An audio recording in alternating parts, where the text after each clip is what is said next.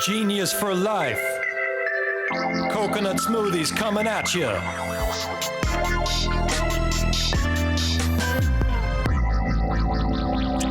Hello there. Welcome to 15 Minutes of Genius. This is episode 41. Thank you for joining us. We bring on amazing entrepreneurs. We bring on investors. We bring on consultants, people that are in the CPG space and live and breathe it every single day. So this is an amazing show because we also bring on people that are international, people from other countries. And so we have Jake Karls, and I'll get right into introducing him. But before I do, I'd like to give a big plug to Mark Nicholas, Mark N at ManhattanBeachStudios.net for all your editing desires. He is amazing. He does photos, videos. He did some photos for our Costco box, which is in Costco, Los Angeles. So great stuff. Mark Nicholas, Mark N at ManhattanBeachStudios.net.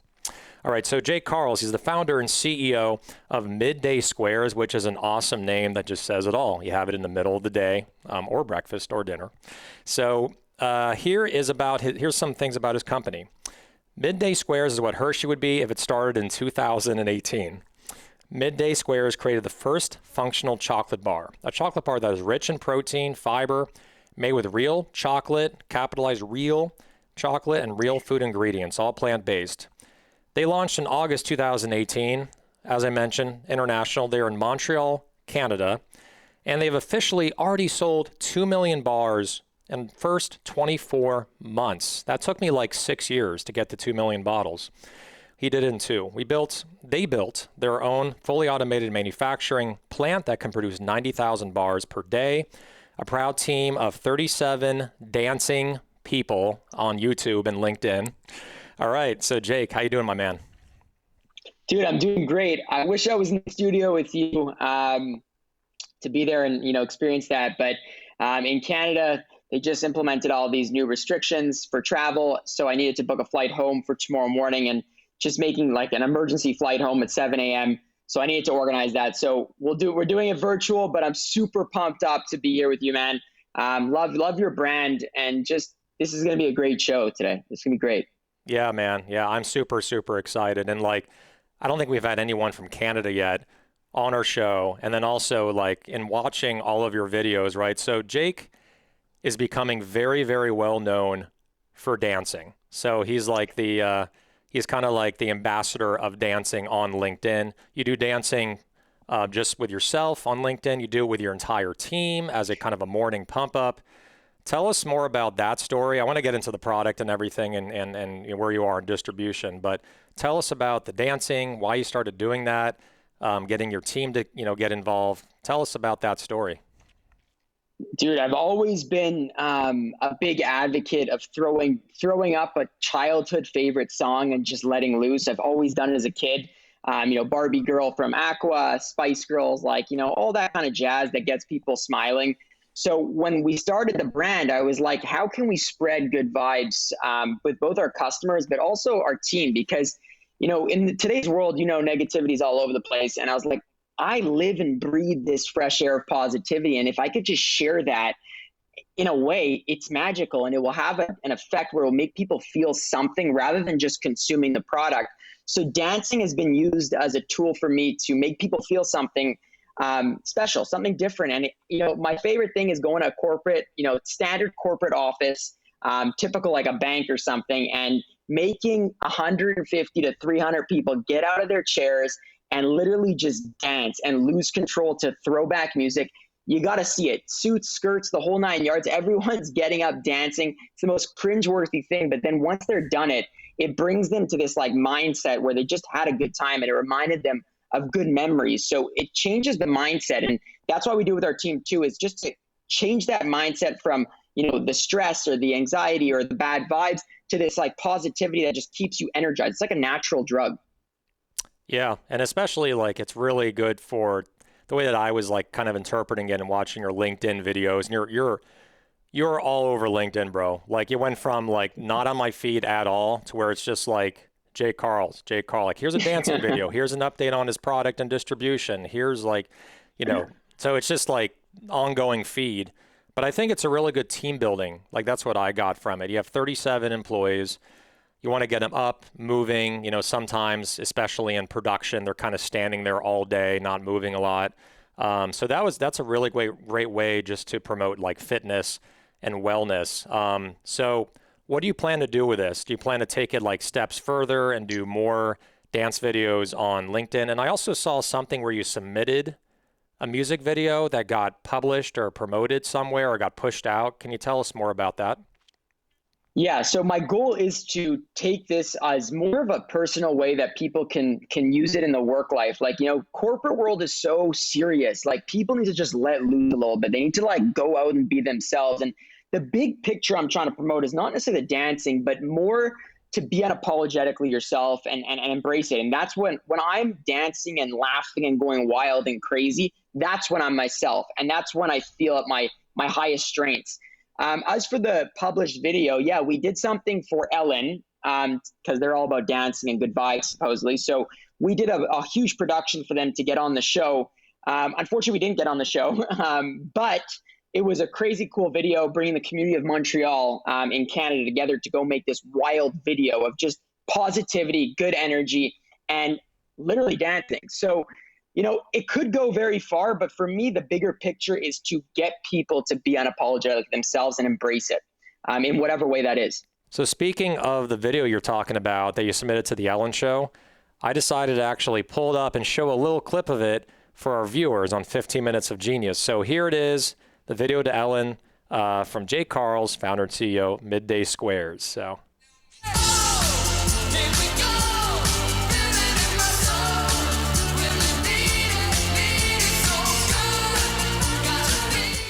Love that. Love that.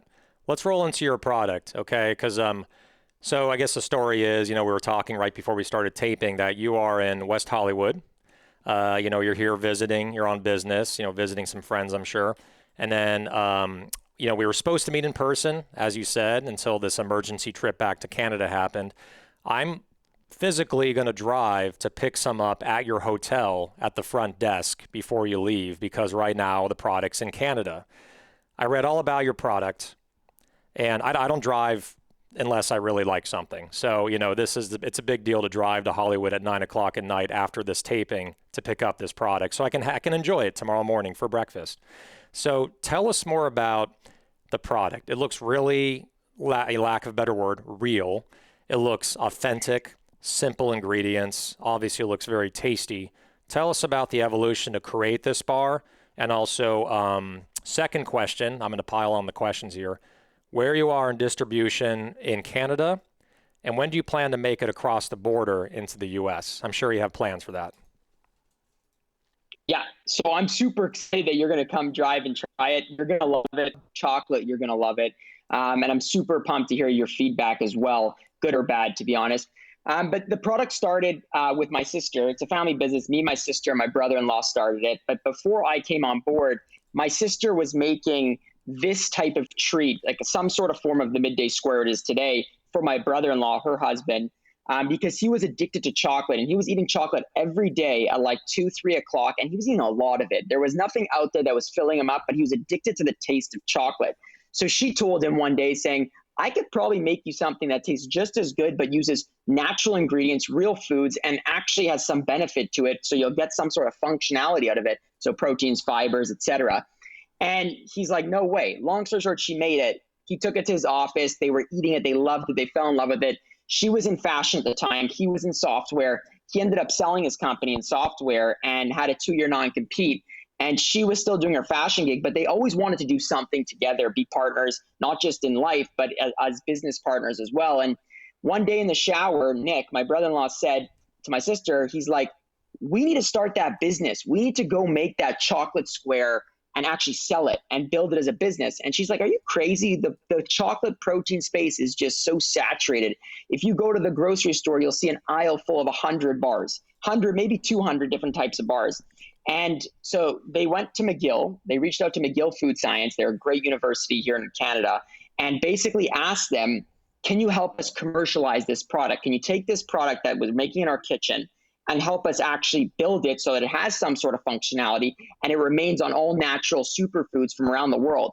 So they helped us out, and then they reached out to me in July 2018 to come on board to kind of bring on the excitement of the company. So like I said, the dancing and all the fun stuff, but to get consumers excited and build a community around the product. And yeah, we launched in August 2018, the three of us.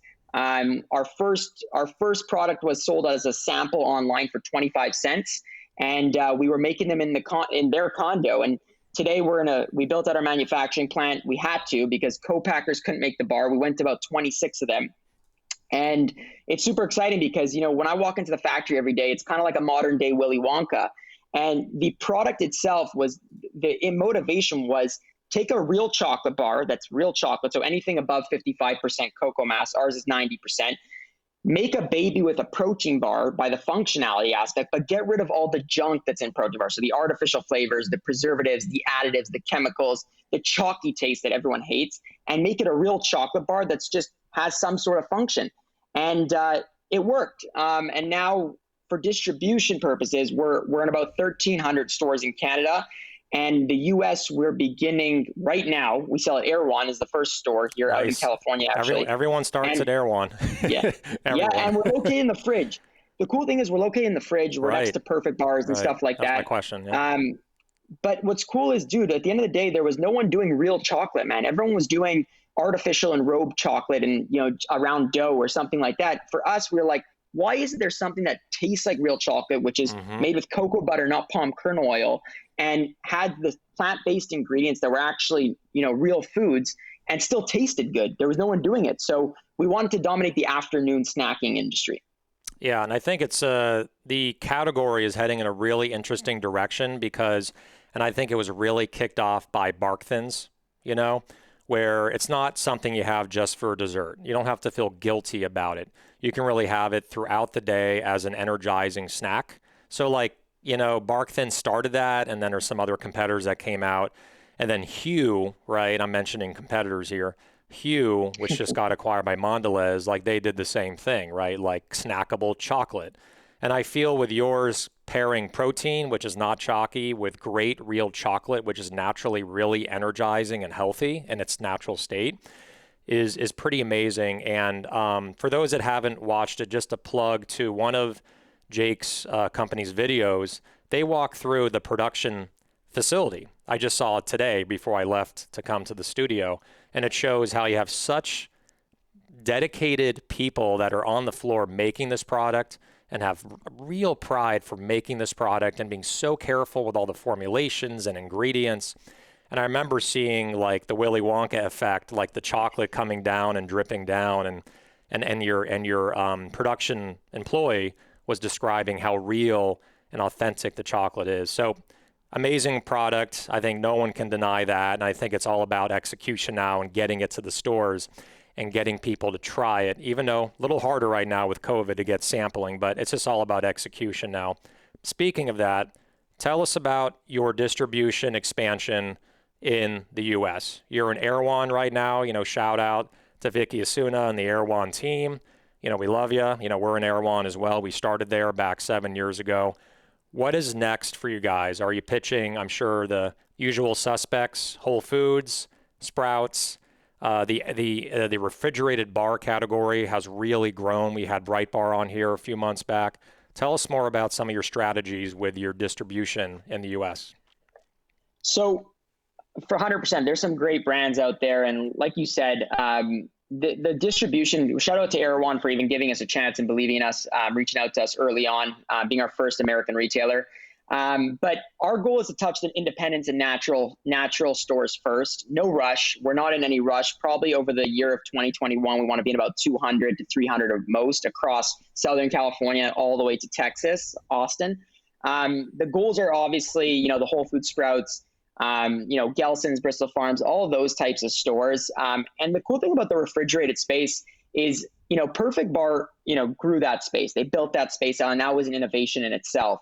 Now we believe there needs to be an innovation within the set because, you have all these brands that are similar to Perfect Bar. You have, some other great chocolate brands there like Honey Mama's and stuff like that. But there's no one doing the hybrid of a Honey Mama and a Perfect Bar. And that's why we're super excited to come in here is because, we dominated the Canadian market and the consumers loved it. But now the goal is to dominate Southern California build out the set, get into that set, and actually be a product that actually goes with a Perfect Bar or goes with a Honey Mama and doesn't necessarily take away or cannibalize the sales from them. Because it's a different product. They're used for different parts of the day. A Honey Mama could be used for dessert. Perfect Bar could be used for pre-post workout. Ours are used for an afternoon chocolate craving snack that needs to get you to your next meal. And that's something interesting for the buyers to note, is that it's a new product coming into the set that's actually innovative. And we do about also 40% of our business on D2C. So we've been selling a lot in the US for the last 2 months. I think we expanded to 42 states. From 9 in December. And you have to ship it refrigerated, right? The bar? Yeah, we ship it in an insulation, recycling. It's basically made out of recycling. It's really cool. And then a reusable ice pack. So it doesn't actually come fully refrigerated, but we ship it 1 day express. So it could be out of the fridge for up to 5 to 7 days, no problem. Right. So someone can, if they're traveling or if they're going for a hike, they could have it in their pocket, and it's not going to go bad in a day or two. Like if they're on the road. Okay, that's awesome. Exactly, that's awesome, but it tastes best cold.